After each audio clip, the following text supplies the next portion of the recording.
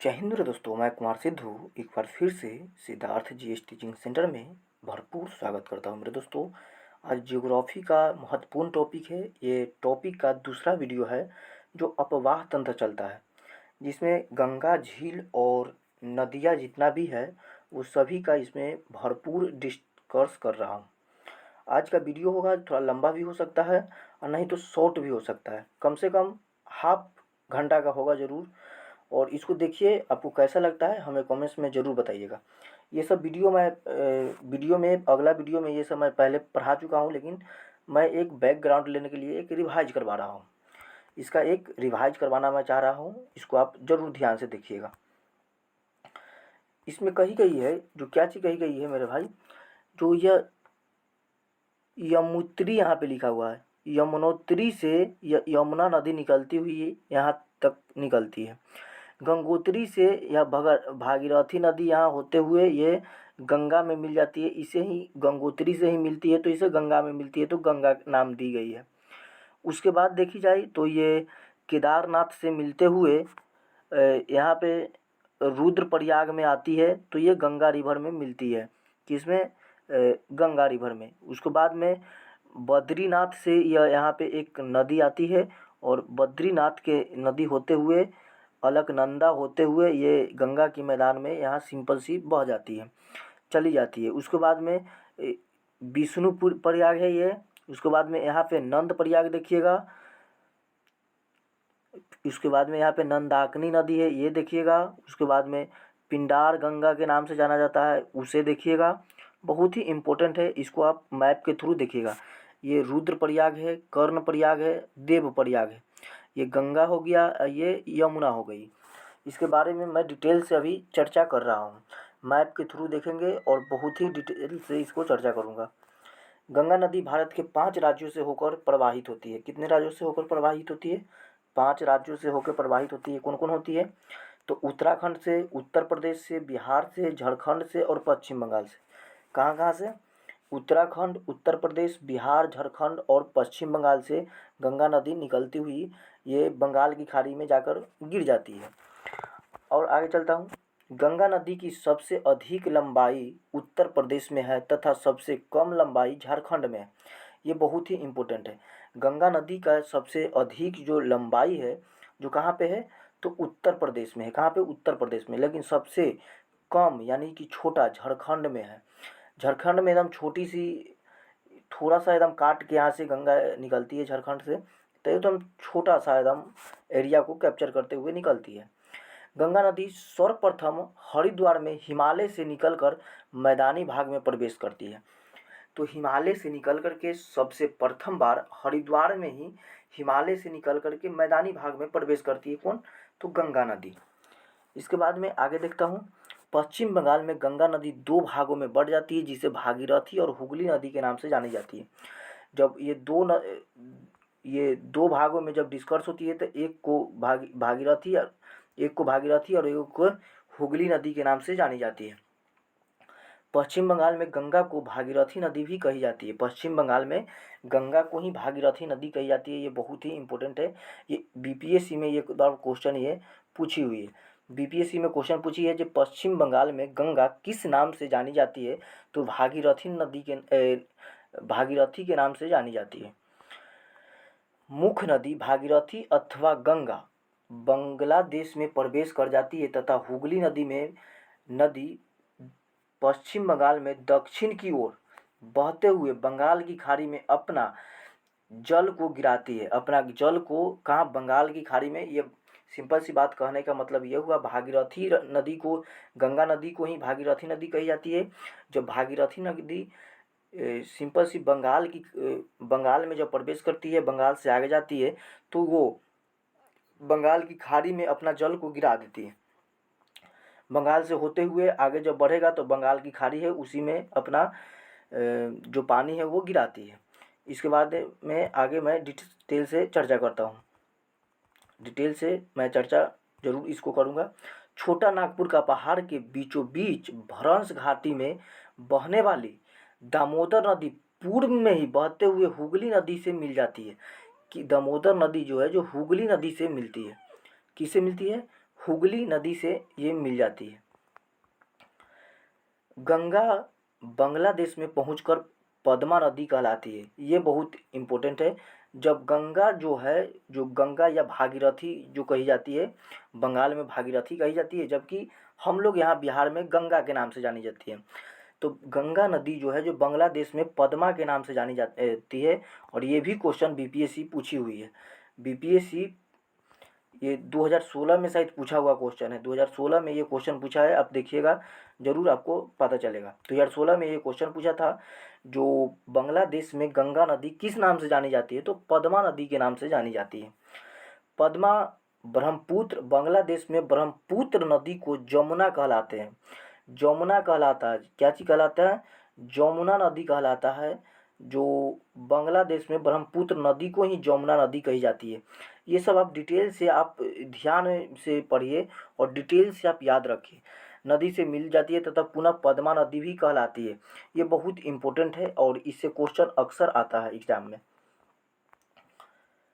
आगे चलकर पद्मा नदी से बराक नदी, जो मेघना नदी मिलती है, क्या बराक नदी जो है या मेघना नदी मिलती है, तो संयुक्त धारा मेघना नदी कहलाती है। यानी कि गंगा के अंतिम नाम मेघना कहलाती है। बहुत ही इम्पोर्टेंट है, यहाँ पे आप समझने का प्रयत्न कीजिएगा। जरा मैं समझाने की कोशिश करता हूँ। जब यहाँ से जब गंगा की मैदान जाती है तो भागीरथी नदी कहलाती है। कहाँ पे, तो बंगाल में। जरा इसको मैं हटाने की कोशिश करता हूँ। एक मैप में मैं समझाने का प्रयत्न करता हूँ। एक मैप लेता हूँ, इसमें मैं समझाने का प्रयत्न करता हूँ। जब बंगाल में पहुँचती है तो बंगाल में भागीरथी नदी कहलाती है। भागीरथी बहुत ही इम्पोर्टेंट है। भागीरथी नदी के नाम से ये बंगाल में जाती है। जब बंगाल से सीधे की ओर बंगाल की खाड़ी में ये नदी जाके गिर जाती है। जब गंगा नदी जब बंगाल की खाड़ी में गिरती है, चाहे अंतिम रूप जब होती है, तो इसी को मेघना नदी कहलाता है। क्या चीज़, मेघना नदी कहलाती है। क्या चीज़ कहलाती है, मेघना नदी कहलाती है, जो बंगाल की खाड़ी में गिरती है। जब बंगाल की खाड़ी से गिरने से पूर्व उसको मेघना नदी के नाम से जानी जाती है। तो सिंपल सी इसे याद रखिएगा। नोट में कुछ बात है, उसको मैं आपको याद करवाने की कोशिश कराता हूँ। बराक अथवा मेघना नदी मणिपुर से निकलती है। कहाँ से निकलती है, बराक एवं मेघना नदी है जो मणिपुर से निकलती है। कहाँ से, मणिपुर से निकलती है। बांग्लादेश में ब्रह्मपुत्र को जमुना कहलाते हैं, अथवा पद्मा और जमुना संयुक्त धारा पद्मा नदी कहलाती है। क्या चीज़ कहलाती है, तो बांग्लादेश का ब्रह्मपुत्र नदी जमुना कहलाता है। बांग्लादेश में जो ब्रह्मपुत्र नदी है उसे जमुना कहते हैं। अर्थात पद्मा और जमुना की संयुक्त धारा, दोनों की जब धारा मिलती है तो इस जगह पर क्या चीज आता है, पद्मा नदी के नाम से इसे जानी जाती है या कहलाती है। डेल्टाई क्षेत्र बनाने वाली, डेल्टा कौन कौन नदियाँ डेल्टा बनाती है, सबसे ज़्यादा डेल्टा कौन बनाती है, इससे बहुत क्वेश्चन आता है और इसको आप याद रखिएगा। समुद्र तक पहुँचते पहुँचते नदियाँ की ढाल बहुत ही कम हो जाती है, या नदियाँ की ढाल बहुत ही कमज़ोर हो जाती है। सिंपल सी बात ये समझिए, जब आप बच्चे में होते होंगे तो आप दौड़ते होंगे बहुत ज़्यादा। जब बच्चा होंगे तो दौड़ते होंगे बहुत ज़्यादा, थकते होंगे कम। जब वही यंगेस्ट होते होंगे तो यंगेस्ट में थोड़ा सा नहीं दौड़ते होंगे ज़्यादा, लेकिन हफते भी होंगे। जब वही बुढ़ापा आ जाएगा तो न ज़्यादा दौड़िएगा भी नहीं और हंफिएगा भी ज़्यादा, ज़्यादा दौड़िएगा भी नहीं और हंफिएगा भी ज़्यादा। तो इससे भी आप याद रख सकते हैं। जब समुद्र तक पहुँचते पहुँचते नदियाँ, यानी कि जब लंबा दूरी तय कर देती है नदियाँ, तो उसके बाद में वो मतलब वो रफ्तार जो अपना होती है, या चलने का जो एक डायरेक्शन होती है, वो डायरेक्शन में जिस स्थिति से शुरू में आती है उस स्थिति में नहीं जाती है, वो स्लो हो जाती है, तो कम हो जाती है। जिस कारण से नदी पहाड़ों से काट कर लाए, जो पहाड़ से जो काट के लाए हुए मालवे का बहाव नहीं कर पाती है, उससे ही डेल्टा का निर्माण होता है। परिणाम स्वरूप मलबा नदी के रास्ते में जमा होने लगता है। सिंपल सी बात मैं समझाने का मैं प्रयत्न करता हूँ एक बार फिर से, यहाँ पे आप समझिएगा। जब नदी जब शुरू से जब आती है तो ये बहुत सारे पानी के साथ आती है। जब यहाँ पानी के जब साथ आएगी तो ये यहाँ की कचरा उचरा जितना भी होगा उसको सबको बहा के लाएगी। पूरा कचरा को, नदी को यहाँ की रास्ता को एकदम काटते हुए पानी को एकदम लाएगी। अंतिम रूप से आते आते ये जब बंगाल की खाड़ी में गिरने से पूर्व ये क्या होती है, एक धीमी रास्ता की ओर चल बैठती है। किस रास्ता की ओर? धीरी। जबकि इसको चलने की जो सीमा है जो बहुत ही कम हो जाती है, तो इस कारण से यहाँ पे जो जितने भी लाए हुए कचरा युक्त जो पदार्थ लाए हुए हैं यहाँ पे, वो सभी को यहीं पे छोड़ देंगे। जब उसको छोड़ेंगे तो उसी को डेल्टा कही जाती है। अब तो समझ में आई होगी, हमें उम्मीद से आपको समझ में पूर्ण रूप से आई होगी। एक बार फिर से इसको मैं समझाता हूँ। समुद्र तक पहुँचते पहुँचते नदियाँ की ढाल बहुत ही कम हो जाती है। जब समुद्र तक पहुँचते पहुँचते नदियाँ की ढाल क्या होती है? बहुत ही कम होती है, जिस कारण नदी पहाड़ से काट कर लाए मालवे, मालवे यानी कि जो मिट्टी को लाए हुए हैं, जो काट के लाए हुए मिट्टी है, उसको क्या करते हैं? वहीं पे छोड़ देते हैं, उसको बहाव नहीं कर पाते। इसका परिणाम स्वरूप मलबा नदी के रास्ते में जमा होने लगता है। सिंपल सी बात यही है। इन अवसादों द्वारा नदियों का मार्ग अवरुद्ध किए जाने का कारण नदी अनेक सैकड़ों धाराओं में बंटकर प्रवाहित होने लगता है। क्या होती है? ये प्रवाहित होने लगती है। पूर्वी तट पर भी ऐसी ही स्थिति देखने को मिलती है। इसे डेल्टा कही जाती है। क्या चीज़ कही जाती है? इसे डेल्टा कही जाती है। पूर्वी क्षेत्रों में इसे डेल्टा के नाम से जानी जाती है। तो डेल्टा समझ में आई होगी। जब नदियाँ जब यंगेस्ट होती है तो यहाँ से कचरा उचरा जितना भी है उसे सब चीज़ के बहा कर लाती है, और जब बुढ़ापे हो जाती है तो उसे छोड़ देती है। जैसे सिंपल मैं बताता हूँ, जब यंगेस्ट आदमी होता है तो वो कमाता बहुत है, ठेला चलाता है, वो माथा पर बोरा लेके आता है, वो सब चीज़ करता है। लेकिन जब बुढ़ापा आ जाता है तो वो जैसे है उसे छोड़ देता है। कुछ भी हो जाए उसे छोड़ दी जाती है, सिर्फ चलता है आदमी। तो उसी तरह से नदियाँ सिर्फ बहती है, लेकिन जो बहाव को साथ में लेके आती है उसे छोड़ देती है। तो इसी को क्या चीज़ कहा जाता है? डेल्टा कही जाती है। पूर्वी तट पर भी ऐसी स्थिति देखने को मिलती है, इसे डेल्टा कही जाती है। ये इम्पोर्टेंट है, इसको आप ध्यान में रखिएगा। ये देखिए यहाँ पे नदी क्या काम करते हैं। नदी तो यहाँ से देखिए बहा के लाई, नदी यहाँ से बहा के लाई, यहाँ पे कमज़ोर पड़ गई नदियाँ। जब कमज़ोर पड़ी नदियाँ तो कुछ इधर से निकलने लगी, कुछ इधर से निकलने लगी, कुछ इधर से निकलने लगी, कुछ इधर से निकलने लगी, कुछ इधर से निकल गई, इधर से निकल गई, इस साइड से निकल गई, यहाँ से निकल गई। मतलब इसको कोई लिमिट नहीं रहा कि किधर बाटे ये निकल सकता है। जिधर से रास्ता मिला वही बाटे ये निकलना प्रारंभ करता है। जबकि जब यंगेस्ट आदमी होते हैं तो अपना सीधे रास्ता बनाता है। हमारे आगे ये पहाड़ भी है तो इसको मैं सीधे चलूँगा तो इसको काटने का प्रयत्न करूँगा। यहाँ से जो काट करके जो अवसाद मिलेगा, जो मिट्टी मिलेगी, उसको मैं बहाते हुए लेके आऊँगा। जब बहाते बहाते जब हम कमज़ोर पड़ जाएंगे तो इस जगह पर ला के मैं छोड़ दूँगा। क्या करूँगा? इसको पर ला के मैं छोड़ दूँगा। तो इसी को मैं डेल्टा कहते हैं। क्या कहते हैं? इसको डेल्टा कहते हैं। ये बहुत ही इम्पोर्टेंट है, आप ज़रूर याद रखिएगा। गंगा और ब्रह्मपुत्र नदी का डेल्टा विश्व का सबसे बड़ा डेल्टा है। इसे सुंदरबन का डेल्टा कही जाती है। सुंदरबन की डेल्टा क्यों कही जाती है भाई? सुंदरबन की वहाँ पे सुंदरबन की वहाँ पे वृक्ष पाई जाती है। क्या चीज़ पाई जाती है? वृक्ष पाई जाती है। ये बहुत इंपॉर्टेंट है, इसको याद रखिएगा। क्या पाई जाती है? वृक्ष पाई जाती है। जब वृक्ष पाई जाती है तो उसी के नाम से सुंदरबन के डेल्टा के नाम से जानी जाती है। वन मतलब एक क्षेत्र होती है। और गंगा और ब्रह्मपुत्र नदी के डेल्टा विश्व की सबसे बड़ी डेल्टा, गंगा और ब्रह्मपुत्र के डेल्टा विश्व की सबसे बड़ी डेल्टा है। इसको आप याद रखिएगा। विश्व की सबसे बड़ी डेल्टा कौन है? तो गंगा और ब्रह्मपुत्र के, गंगा और ब्रह्मपुत्र के डेल्टा को विश्व के सबसे बड़ा डेल्टा मानी जाती है। लेट्स फैक्ट, फैक्ट है कुछ, उसको आप याद रखिएगा, बहुत ही इम्पोर्टेंट है। हिमालय से निकलने वाली गंगा की प्रमुख सहायक नदियाँ कौन कौन है?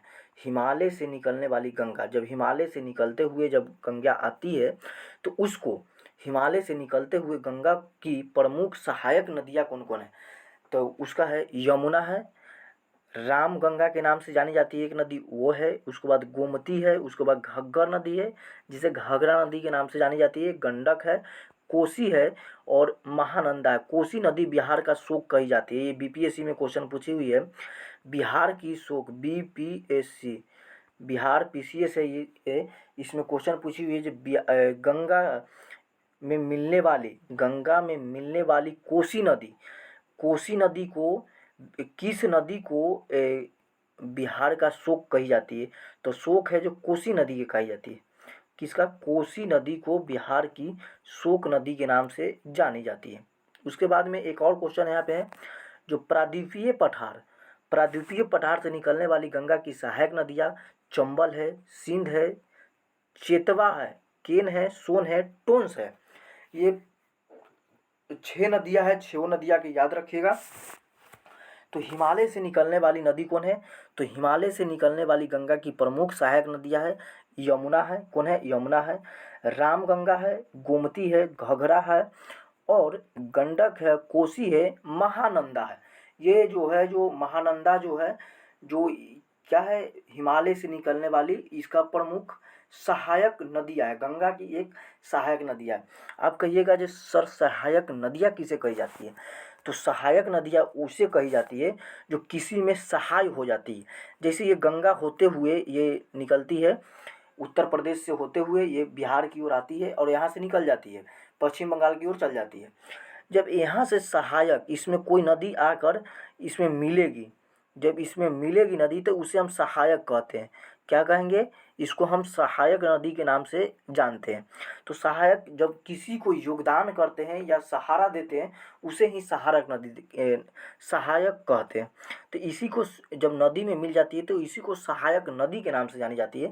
तो हिमालय से निकलने वाली नदी को ही क्या चीज़ कही जाती है? हिमालय से निकलने वाली गंगा की प्रमुख सहायक नदियाँ कौन है? यमुना है, रामगंगा है, गोमती है, घाघरा है, गंडक है, कोसी है और महानंदा है। ये बहुत ही इंपॉर्टेंट है, इसे आप याद रखिएगा जरूर। प्रायद्वीपीय पठार से निकलने वाली सहायक नदियाँ कौन है? तो प्रायद्वीपीय पठार से चंबल है, सिंध है, उसके बाद में बेतवा है, उसके बाद केन है, सोन है और टोंस है। बहुत ही इंपॉर्टेंट है, इसे आप जरूर याद रखिएगा। गंगा में दाएं तट पर मिलने वाली नदियां हैं, जिसे कि यमुना बोला जाता है। यमुना नदी है, चंबल नदी है, सिंध है, बेतवा है, केन है, सोन है और टोंस है। बहुत ही इंपॉर्टेंट है, इसे आप याद रखिएगा जरूर। जो गंगा में दाएं तट से मिलने वाली नदी जो है, जो कौन है? यमुना है, चंबल है, सिंध है और बेतवा है और केन, सोन है। उसके बाद में टोंस नदी है जो दाएं ओर से मिलती है। उसके बाद में सब बाएं ओर से नदियाँ मिलती हैं। गंगा के अन्य हिमालय सहायक नदियाँ उनके बाएं तट से के आकार में मिलती है, आकर मिलती है। तो रामगंगा है, गोमती है, घग्गरा है, गंडक है, कोसी है और महानंदा है। ये सब जो नदियाँ हैं जो बाएं ओर से मिलती है, जबकि इससे पहले जो बताए यमुना, चंबल, सिंध, केन, सोन, लोन्स, ये सब टोन्स जो है, ये सभी नदियाँ क्या है? गंगा के दाएं ओर से मिलती है। ये इंपॉर्टेंट है, जरा इसे याद रखिएगा। यमुना नदी, अब एकक नदी के बारे में थोड़ा सा डिस्कस करता हूँ। और एकक नदी के बारे में जानना बहुत ज़रूरी है, क्योंकि आप अगर बीपीएससी, यूपीएससी, यूपीपीसीएस, किसी भी पीसीएस को आप टारगेट कर रहे हैं, या बिहार दरोगा, यूपी दरोगा के अगर आप टारगेट कर रहे हैं, रेलवे एसएससी के लिए ये सब बहुत सेफिशिएंस है। इस अगर रेलवे की भी तैयारी करते हैं तो इस सब में क्वेश्चन आती है, बहुत ही इंपॉर्टेंट है और इससे क्वेश्चन अक्सर पूछी जाती है। इसीलिए मेरा मेन पर्पस है जो इसको क्लास 2 लगे 3 लगे, लेकिन मैं डिटेल से इसे चर्चा जरूर करता हूँ और करूँगा भी। इसके बाद में मैं प्रायद्वीपीय पठार पढ़ाऊँगा, प्रायद्वीपीय गंगा की मैदान है वो पढ़ाऊँगा। उसके बाद में डेल्टाई क्षेत्र जो आती है वो पढ़ाएंगे और झीलें है जो वो पढ़ाएंगे, क्योंकि इस से क्वेश्चन फंसता है और स्टूडेंट के काम ही है क्वेश्चन को फंसाना। यमुना नदी, यमुना गंगा की सबसे पश्चिम और सबसे लंबी सहायक नदियाँ है। यमुना जो है, जो गंगा की सबसे पश्चिम और सबसे लंबी सहायक नदियाँ है। इसके बाद में बंदरपुछ श्रेणी, जिसे कि 6316 किलोमीटर के पश्चिम ढलान पर यमुनोत्री ग्लेशियर में इसका उद्गम स्रोत है। कहाँ पे है? तो ये पश्चिमी है, ग्लेशियर है, यमुनोत्री ग्लेशियर से इसका उद्गम होती है। जबकि यमुना गंगा की सबसे पश्चिम की ओर, यमुना नदी जो है, जो गंगा की सबसे पश्चिम की ओर एक लंबी और सहायक नदिया के रूप में काम करती है। यह प्रयागराज जो इलाहाबाद में गंगा से मिलती है, गंगा से मिलती है इलाहाबाद में। कहाँ पे? गंगा से मिलती है ये इलाहाबाद में। गंगा से इलाहाबाद में यमुना नदी मिलती है। गंगा में जो है यमुना नदी कहाँ से मिलती है मेरे भाई? तो प्रयागराज इलाहाबाद में गंगा से मिलती है यमुना नदी। इसको आप याद रखिएगा। देखिएगा यहाँ पे मैप में दी गई है, मैप को आप उपयोग जरूर करिए। मैप से क्वेश्चन अक्सर फंसता है, कम पढ़ करके भी मैप से आप ज़्यादा क्वेश्चन फंसा सकते हैं। ये गंगा होते हुए आती है, ये गंगा की नदी है। उसके बाद में यहाँ से यमुना नदी आगे यहाँ पे मिलती है। यहाँ पे क्या है, गोमती है, और यहाँ सीधे की ओर बढ़ते चली जाती है, ये गंगा नदी हो जाती है। क्या है, गंगा, ये बिहार की कोसी नदी है जो शोक कही जाती है, ये बिहार से होते हुए आती है। और उसके बाद में ये गंडक नदी है, ये घघरा नदी के नाम से ये घघरा नदी है। गोमती नदी ये है, गोमती नदी है। बेतवा नदी के नाम से जाना जाता है, ये है बेतवा नदी। उसके बाद में चंबल नदी यह है, चंबल नदी ये है। बानस नदी ये है जो चंबल में आकर के मिलती है, बानस। उसके बाद में सागर है, सागर से ये होते हुए जाती है। और बहुत ही इम्पोर्टेंट है, इसको आप मैप को आप ज़रूर देखिएगा, और मैप को बार बार देखने की कोशिश करिएगा। ये यहाँ पे देखिएगा तो हुगली नदी यहाँ पे है। उसके बाद में यहाँ पे देखिएगा तो यहाँ से दामोदर नदी की ओर आती है, जब रिटर्न हो जाती है इससे। ये क्या है, दामोदर नदी है यहाँ पे। तीस्ता नदी यहाँ पे है, तीस्ता नदी यहाँ पे है, तीस्ता नदी यहाँ पे है, आप मैप में देखिए। उसके बाद में ब्रह्मपुत्रा नदी ये है, क्या है, ब्रह्मपुत्रा नदी के ये मैदान है। बहुत ही इम्पोर्टेंट है, इसको आप देखिए पूरा। ये बंगाल की खाड़ी में सीधे आकर के ये मिलती है, बहुत ही इम्पोर्टेंट है मेरे भाई। आगे की ओर चलता हूँ। यमुना की प्रमुख सहायक नदियाँ कौन है? यमुना नदी के प्रमुख सहायक नदियाँ है चंबल, सेंगर, छोटी, सिंध। उसके बाद में है बेतवा और केन। ये सब जो नदियाँ है, जो किसका सहायक नदी है, तो ये यमुना नदी के है। किसका है? यमुना नदी के सहायक नदी के रूप में ये सब आती है। यहाँ पे देखिएगा, ये है यमुना नदी। यहाँ पे एक सेकेंड, यहाँ पे ये है यमुना नदी, और ये जो यमुना नदी है इसका सहायक नदी देखिएगा, इस ओर से आती है चंबल नदी। उसके बाद में चंबल, सागर इधर से आती है, सागर नदी ये है। उसके बाद में खारी नदी इधर से आती है, ये खारी नदी है जो इसमें मिलती नहीं है, लेकिन ये बहुत ही इम्पोर्टेंट है। ये मैप के आप देखते रहिएगा, और मैप से यहाँ से देखिएगा यमुना नदी है, यमुना, ये चंबल नदी है। चंबल नदी के बाद में आ जाती है आपको केन नदी, इधर है, केन नदी इस साइड है। बेतवा नदी इस साइड है, सैद नदी इस साइड है, सिंध इस ओर है। तो ये सब मैप जो है जो आप जरूर याद रखिएगा, और मैप से क्वेश्चन अक्सर फंसता है। यमुना गंगा की एकमात्र हिमालयिक सहायक नदी है, जो कि दाहिने तट पर गंगा से मिलती है, जबकि गंगा की अन्य हिमालयी सहायक नदियाँ गंगा से बाएं तट आकर मिलती है। गंगा के ये सब है जो बाएं तट में मिलती है, जबकि ये दाहिनी तट से ये मिलती है। यमुना नदी गंगा की सबसे लंबी सहायक नदी है। यमुना नदी जो है, जो गंगा की सबसे लंबी सहायक नदी के रूप में कार्य करती है। कौन? तो यमुना नदी। बहुत ही इम्पोर्टेंट है, कुछ फैक्ट है, इसको आप याद रखिएगा। यमुना उत्तराखंड में बंदरपुछ चोटी पर यमुनोत्री ग्लेशियर से निकलती है, और प्रयाग में गंगा नदी से आकर मिल जाती है। बहुत ही इम्पोर्टेंट है। यहाँ से यमुना नदी कहाँ से निकलती है? उत्तराखंड के बंदरपुछ चोटी पर यमुनोत्री ग्लेशियर से निकलती है। कहाँ से? यमुनोत्री ग्लेशियर से। यमुनोत्री ग्लेशियर से कौन सा निकलती है? तो यमुना नदी निकलती है, और प्रयागराज में गंगा नदी से आकर मिल जाती है। यमुना नदी प्रायद्वीपीय भारत की सबसे लंबी नदी गोदावरी नदी से छोटी है। यमुना नदी प्रायद्वीपीय भारत की सबसे लंबी नदी, और गोदावरी नदी से छोटी है।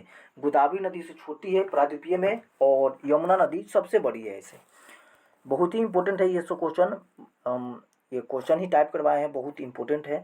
अब इम्पोर्टेंट क्वेश्चन ही इसमें डाले हैं, और इससे बाहर एक भी कॉम्पिटिटिव एग्जाम में नहीं पूछेगा। या आप किसी भी कॉम्पिटिटिव एग्जाम की तैयारी करते हो, एसएससी, रेलवे, बैंक, बीपीएससी, कुछ भी कॉम्पिटिटिव एग्जाम की आप तैयारी करते हैं तो वो बाहर इसे नहीं पूछेगा। चंबल नदी के बारे में पढ़ूंगा। चंबल नदी क्या है? चंबल नदी मध्य भारत में यमुना नदी की सहायक नदी है। मध्य भारत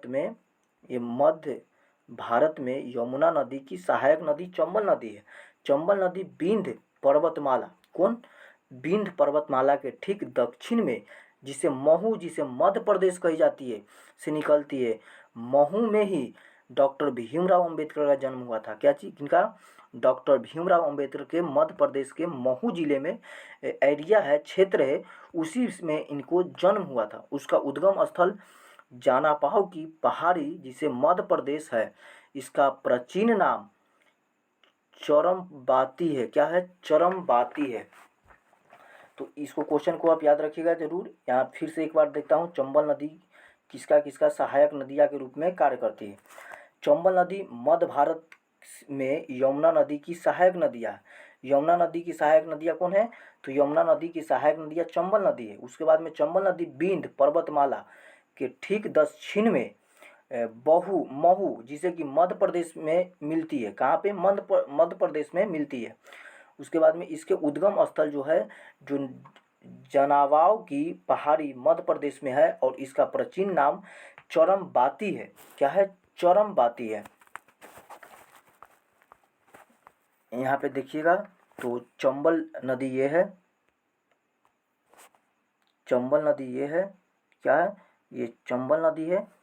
और चंबल नदी में कूनू नदी यहाँ पे है, पार्वती रिवर इस साइड आ गया। ये एरिया जो है, जो राजस्थान की एरिया पड़ती है, हमारे क्या है, राजस्थान की ये एरिया पड़ती है। उसके बाद में धौलपुर के एरिया ये है, जहाँ पे ये ब्लैक कलर का यहाँ पे टिक लगा हुआ है, लिखा है, लेकिन यहाँ पे ये एरिया नहीं पड़ती है। उसके बाद काली सिंध रिवर यहाँ पे पड़ती है, काली सिंध रिवर यहाँ पे पड़ती है आपको। इसको आप मैप को जरूर देखिएगा। यह मध्य प्रदेश, ये है मध्य प्रदेश, ग्वालियर यहाँ पे है। बहुत इंपॉर्टेंट है, मैप को आप जरूर देखिएगा, मैप को आप जरूर देखते ही चलिएगा। चंबल नदी उत्तर प्रदेश राज्य में यमुना में शामिल होने के से पहले राजस्थान और मध्य प्रदेश के बीच में सीमा बनाती है। सीमा बनाती है कहाँ पे? तो राजस्थान और मध्य प्रदेश के बीच में ये सीमा बनाती है चंबल नदी। चंबल नदी पर 4 जल विद्युत परियोजना, जिससे कि गांधी सागर, राणा सागर, जवाहर सागर और कोटा बैराज, जिसे कि कोटा चल रही है के नाम से जानी जाती है। कोटा चला। चंबल नदी उत्तर प्रदेश राज्य में यमुना में शामिल होने से के पहले राजस्थान और मध्य प्रदेश के बीच में सीमा बनाती है। कहाँ पे? राजस्थान और मध्य प्रदेश के बीच में चंबल नदी सीमा बनाती है। और किस में मिलने से पहले? तो ये यमुना नदी में मिलने से पहले ये अपना सीमा बनाती है। कहाँ? मध्य प्रदेश के साथ साथ मध्य प्रदेश और राजस्थान के बीच में।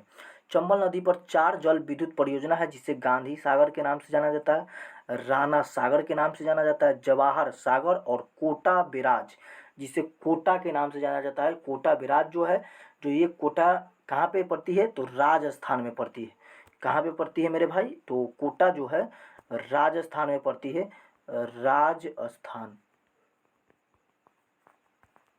राजस्थान में कोटा पड़ती है। कोटा एक ऐसा शहर है जहाँ पे नीट के अच्छा तैयारी कराई जाती है स्टूडेंट के लिए।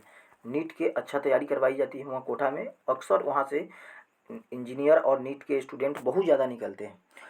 प्रसिद्ध चूलिए जल जो जलप्रपात चंबल नदी, जिसे कोटा में है। कहाँ पे है? चंबल नदी जो है, जो कोटा में है। कोटा में कौन सी नदी है? तो चंबल नदी है। आगे की ओर बढ़ता हूँ। उसके बाद में बनास एक नदी है। बनास चंबल की एक सहायक नदी है। क्या है? चंबल की सहायक नदी बनास के नाम से जानी जाती है। चंबल की सहायक नदी है, उसे बनास कही जाती है। इसकी उत्पत्ति अरावली पर्वतमाला के दक्षिणी भाग से हुई है। कहाँ से हुई है? अरावली पर्वत के दक्षिणी भाग से हुई है। यह सवाई माधोपुर और के पास राजस्थान मध्य प्रदेश की सीमा पर चंबल से निकलती है। कहाँ से? यह सवाई माधोपुर के पास राजस्थान और मध्य प्रदेश के सीमा पर चंबल से निकलती हुई आती है। यहाँ पे देखिएगा, तो चंबल से निकलते हुए ये नदी आती है। ये एक बार फिर से मैं इस मैप को दोहराना चाहता हूँ, एक बार फिर से मैं इस मैप को दोहराना चाहता हूँ। देखिए यहाँ पे गंगा की मैदान है, गंगा के यमुना की मैदान है, फिर उसी मैप का प्रयोग किया गया है। गोमती नदी यहाँ से होते हुए आती है, उसके बाद में घाघरा नदी ये है, गंगा की मैदान ये सीधे निकल जाती है। इसको पहले मिटाता हूँ, ज़्यादा हो गया, इसको पहले पतरा करता हूँ, उसके बाद में देखता हूँ। ये यहाँ पे लिखा था नहीं, ये नदी जो है, जो गंगा की मैदान है, गंगा की मैदान यहाँ पे है। उसके बाद में हुगली नदी इधर की ओर जाती है, ये गंगा की मैदान है, गंगा की। गंडक नदी इधर से होती हुई, तीस्ता नदी इस ओर होती हुई, ब्रह्मपुत्रा नदी यहाँ पे देखिएगा, ब्रह्मपुत्रा नदी की ओर इस ओर जा रही है ब्रह्मपुत्रा नदी। उसके बाद में चंबल नदी यहाँ पे है, उसके बाद में बेतवा नदी इस ओर है, उसके बाद में तामसा है नदी जो इस साइड है, उसके बाद में सागर है जो इस साइड है, उसके बाद में बानस जो होती है, जो चंबल नदी के सहायक नदी के रूप में बानस काम करती है। तो मैप को आप याद रखिएगा, और मैप से अक्सर क्वेश्चन बनती है। और मैप अगर आपको याद है, खास करके तो मैप अगर आपको याद है तो मैप से अक्सर क्वेश्चन ऐसा बन जाती है जिसका आप अनुमान भी न लगा सकते हैं। सिंध मध्य प्रदेश के विदिशा पठार से निकलती है। कहाँ से? सिंध जो है, जो मध्य प्रदेश के विदिशा पठार से निकलती है। यमुना से मिलने से पहले यह 415 किलोमीटर की दूरी तय करती है। बहुत ही इम्पोर्टेंट है, 415 किलोमीटर की दूरी तय करके ये सिंध नदी आकर के यमुना में मिलती है। कितना? 415 किलोमीटर तय करके, और तब यमुना नदी में आके मिलती है। और ये सिंध नदी बहुत ही इम्पोर्टेंट है, इसे आप याद रखिएगा। इस मैप को तो मैं 3-4 बार बता दिया हूँ, लेकिन एक बार और मैं बताने का प्रयत्न करता हूँ। जितना बार हो सके मैं उतना बार कोशिश करता हूँ कि अच्छा से अच्छा मैप बन सके आपको माइंड में। देखिएगा यहाँ पे यमुना, ये गंगा तंत्र है, गंगा नदी के तंत्र है। उसके बाद में इसको थोड़ा सा नहीं, मैं पतरा करना चाहता हूँ एक बार और। ये ज़रा ये मोटा हो गया है ज़्यादा, इसको पतरा ही देखिएगा। तो यहाँ पे यमुना नदी है, कहाँ पे? यमुना नदी है, यमुना नदी है, यमुना नदी है, यमुना नदी यहाँ पे आती है। उसके बाद में यह भागीरथी नदी और अलकनंदा नदी आकर के कहाँ पे मिलती है? देवप्रयाग में। जब देवप्रयाग से आगे की ओर बढ़ती है तो ये गंगा के नाम से जानी जाती है। यहाँ पे रामगंगा और गोमती नदी दोनों सहायक नदी के रूप में, गंगा के सहायक नदी के रूप में कार्य करती है। जबकि यमुना नदी के 4 सहायक नदियाँ होती है। कितना नदी होती है? 4 सहायक नदी यमुना नदी के, जिसे चंबल नदी बोलती है। उसके बाद सिंध नदी, उसके बाद बेतवा, उसके बाद केन। ये चारों सहायक नदी यमुना नदी के है, कि इसका है यमुना नदी आकर के गंगा में मिलती है। कहाँ पे? गंगा में मिलती है। उसके बाद में टांस नदी मिलती है गंगा में। कौन नदी? टांस नदी। उसके बाद में सोन नदी आती है। कर्मनाशा नदी भी आके मिलती है, किसमें? तो गंगा के मैदान में ही। यहाँ से सिंपल सी ये गंगा की मैदान के नाम से ही जानी जाती है।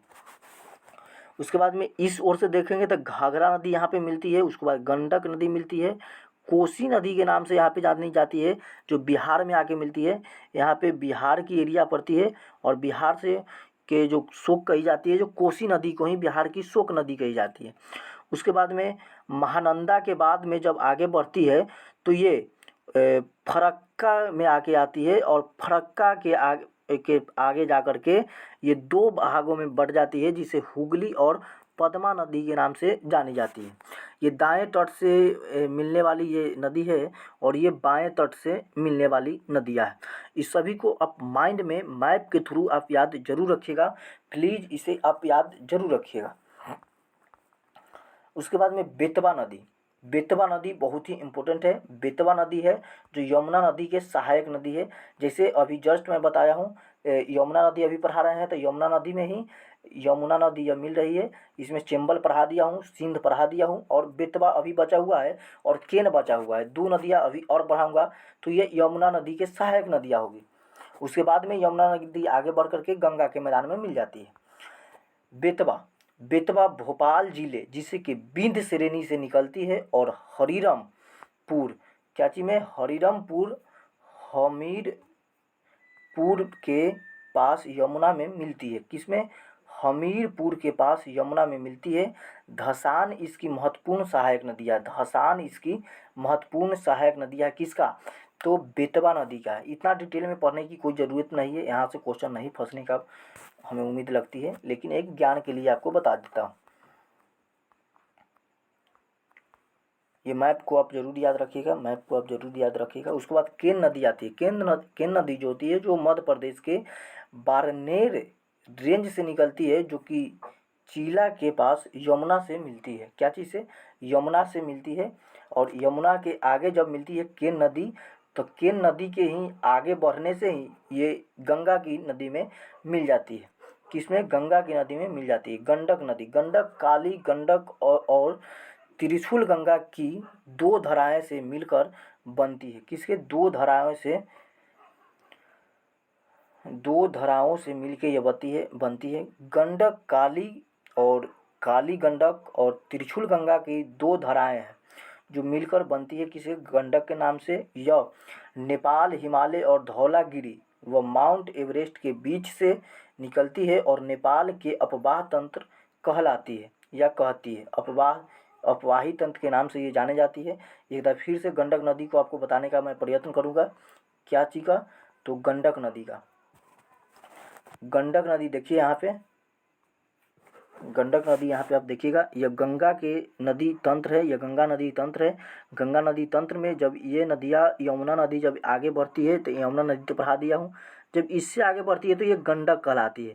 गंडक आकर के ही गंगा में मिलती है, गंडक नदी ही आकर के गंगा में मिलती है। गंडक नदी ही आकर के किस में मिलती है, तो गंडक नदी ही आकर के किस में मिलती है, तो गंगा में मिलती है। तो गंडक नदी के बारे में आप पढ़े होंगे बहुत डिटेल से। यह बिहार की चंपारण जिले में गंगा के मैदान में प्रवेश करती है और पटना के पास सोनपुर में गंगा से मिलती है। सोनपुर में आकर के ये गंगा में मिल जाती है। कहाँ पे, तो सोनपुर में आकर के ये गंगा के पास ये मिल जाती है। तो चंपारण जिले से होते हुए ये गंगा में मिलती है। ये चंपारण नदी से मिलते हुए ये गंगा में मिलती है। उसके बाद में गंगा नदी जो है, ये आप देख रहे हैं, ये कोसी नदी है, ये गंडक नदी है, ये बिहार से होते हुए इधर बढ़ती है और ये बिहार का शोक कोसी नदी को ही कही जाती है। अब थोड़ा घाघरा नदी के बारे में पढ़ता हूँ। घाघरा नदी बहुत ही इंपॉर्टेंट है, घाघरा नदी से अक्सर क्वेश्चन फंसता है। घाघरा जो है, जो माप चचुंगो, क्या चीज़, माप चचुंगो जो हिमनद से निकलती है। किससे निकलती है, हिमनद से। यह तिल्ला, सेती व बेरी नामक सहायक नदियों का जल ग्रहण करने का उपरांत यह सीसा पानी में एक गहरे महाखंडा का निर्माण करते हुए पर्वत से बाहर निकलती है। किससे, ये पर्वत से बाहर निकलने की बात करती है। एक बार फिर से इसको मैं पढ़ाने की कोशिश करता हूँ। इसमें क्या दिया गया है, यह तीला सेती, क्या है, यह तीला और सेती व बेरी नामक सहायक नदियाँ जल ग्रहण करने का उपरांत, क्या, जल ग्रहण करने का उपरांत यह सीसा पानी में एक गहरे, शीशे पानी के रूप में यह एक गहरे महाखड्डा का निर्माण करते हुए पर्वत से बाहर निकलते हैं। किससे, पर्वत से ये बाहर निकलते हैं। शारदा नदी काली या काली गंगा इसके मैदान से मिलती है और अंततः छपरा बिहार में यह गंगा नदी में विलीन हो जाती है। छपरा में आकर के ये गंगा नदी में ये विलीन हो जाती है। शारदा नदी, शारदा या सरयू नदी नेपाल हिमालय में मिलाम या ग्लेशियर में बहती हुई, जहाँ इसे गौरी गंगा के नाम से जानी जाती है। किसके नाम से, गौरी गंगा के नाम से इसे जानी जाती है। गौरी गंगा के नाम से इसे जानी जाती है। यह भारत नेपाल सीमा के साथ बहती हुई, जहाँ इसे काली या चौकई कहा जाता है, जिसे घाघरा में मिल जाती है। ये घाघरा नदी में आकर के मिलती है। एक बार फिर से इसको देखिएगा, यह भारत नेपाल सीमा के साथ, भारत में नेपाल दोनों के सीमा के साथ साथ बहती हुई, जहाँ इसे काली या चौकई कहा जाता है। दोनों जहाँ जो भारत और नेपाल के सीमा के साथ बहती है उसे कहा जाते हैं वहाँ पे, तो काली या चौकाई। ये क्वेश्चन कहीं पूछने का होगा तो पूछ सकता है, इम्पोर्टेंट भी बन जाता है थोड़ा सा क्वेश्चन। ऐसा ऐसा क्वेश्चन ही एग्जामिनर पूछता है जो स्टूडेंट फर्स्ट सके। तो इसमें देखिएगा, जहाँ काली नदी के नाम से किसे जाना जाता है, काली या चौकस नदी किसे कहते हैं, तो भारत और नेपाल के बीच में दोनों सीमा के साथ बहती हुई नदी है, उसी को कही जाती है, घाघरा में ये मिलती है। कोसी नदी, आज नदी हम पूरा समाप्त करेंगे और उसके बाद में झील को एक टॉपिक और लगेगा, झील को बाद में देखूंगा। कोसी नदी, कोसी तिब्बत में माउंट एवरेस्ट के उत्तर में से निकलती है, जहाँ इसकी मुख्य धारा अरुण की उत्पत्ति होती है। किसका होती है, तो कोसी नदी के मुख्य धारा जो होती है जी अरुण के नाम से जानी जाती है। किसके नाम से, अरुण के नाम से जानी जाती है। नेपाल में मध्य हिमालय को पार करने के बाद इसमें पश्चिम से सोन कोसी और पूर्व से तमूर कोसी मिलती है। ये नदियाँ है जो तमूर कोसी मिलती है, पश्चिम से मिलती है कौन कौन, नेपाल और मध्य हिमालय को पार करने के बाद, जब नेपाल को पार करेगा और नेपाल के पार करने के बाद में जब हिमालय में प्रवेश करती है और जब मध्य हिमालय में जाती है तो वहाँ से होते हुए पश्चिम से सोन नदी मिलती है, कोसी नदी मिलती है, पूर्व में तमूर कोसी मिलती है। कोसी नदी में यह अरुण नदी के साथ मिलकर सप्तकोसी बनाती है। कोसी नदी, जिसे कि बिहार का शोक भी कहा जाता है, अपने अपवाह तंत्र को बदलने के लिए कुख्यात है। अपवाह तंत्र को बदलने के लिए यह कुख्यात है, अपवाह तंत्र को ये बदल देता है। इसमें इसी को बिहार का शोक कही जाती है, कोसी नदी को ही बिहार का शोक कही जाती है। इसके कारण ही जब इस बदलती है तो इसी के कारण बिहार में बाढ़ आती है। जब बाढ़ आती है तो यहाँ बहुत ज़्यादा तबाही मचती है, बहुत सारे जानवरों की मृत्यु होती है और बहुत सारे जानवर मतलब अपने आप को सर्वाइव नहीं कर पाते हैं पानी में, इसके कारण से भी मृत्यु हो पाते हैं। इसके आगे देखता हूँ, कोसी अपने साथ भारी मात्रा में अवसाद लाती है और इसे मैदानों में जमा करती है। ये तो पहले इस काम क्या करते थे, ये काटने का काम करते थे। अब जब अवसादों ला करके अवसाद जब लाती है ये नदियाँ, तो अवसाद के जब लाती है तो ये मैदानी क्षेत्र में जब इसका चलान यानी कि स्लो होती है तो इसे छोड़ देती है, जिसके मार्ग अवरुद्ध हो जाता है और परिणाम स्वरूप नदी अपने मार्ग को बदल देती है। तो यही कारण से मार्ग को बदलती है। जब पानी जब नदी में सूखती है, तो पहले मैं समझाने का प्रयत्न करता हूँ। यहाँ पे मैं समझाने का इसका प्रयत्न करूँगा। जब कोसी नदी अपने साथ साथ भारी मात्रा में अवसाद को लाती है, जब कोसी नदी अपना साथ साथ ये यहाँ से कोसी नदी आती है और जब कोसी नदी अपने साथ साथ अवसाद को लाती है तो यहाँ पे अवसादों को छोड़ देती है। जब अवसाद को छोड़ती है तो अवसाद के छोड़ने के बावजूद उन्होंने अपना मार्ग को भटका देती है। इसी से बिहार में बाढ़ आती है और इसी कारण से जब बिहार में बाढ़ आती है तो बहुत ज़्यादा यहाँ बिहार में क्षति भी होती है इसी से। आप यहाँ पे मैप के थ्रू भी देख सकते हैं, ये कोसी नदी है, इसको कोसी नदी, बिहार का शोक नदी इसी को कहा जाता है। मैप दो मैप है, दोनों मैप में आप देख सकते हैं। कोसी नदी, ये कोसी नदी हुई, ये गंगा की मैदान, यमुना की हुई, ये गंगा की मैदान हुई, क्या चीज हुई, ये गंगा की मैदान हुई। महानंदा नदी, महानंदा जो है ये दार्जिलिंग पहाड़ियों में गंगा की ओर एक महत्वपूर्ण सहायक नदियाँ है। क्या है, महत्वपूर्ण सहायक नदियाँ के रूप में ये कार्य करती है। कौन सी, महानंदा नदी। कौन है, महानंदा नदी है जो दार्जिलिंग पहाड़ियों में गंगा की एक और महत्वपूर्ण सहायक नदियाँ है। क्या चीज़ है, एक महत्वपूर्ण सहायक नदियाँ के रूप में कार्य करती है। यह पश्चिम बंगाल में गंगा की अंतिम सहायक नदी के रूप में मिलती है। गंगा में अंतिम सहायक नदी के रूप में ये मिलने वाली ये एक नदी है। कौन नदी है, तो महानंदा, ये महानंदा है। देखिए यहाँ पे अंतिम रूप से मिलने वाली ये महानंदा नदी है। उसके बाद में ब्रह्मपुत्र नदी है, ब्रह्मपुत्रा नदी बहुत ही इम्पोर्टेंट है। ब्रह्मपुत्रा नदी सबसे ये बड़ा, ये देखिए ब्रह्मपुत्रा नदी यहाँ पे आती है, ये ब्रह्मपुत्रा नदी है।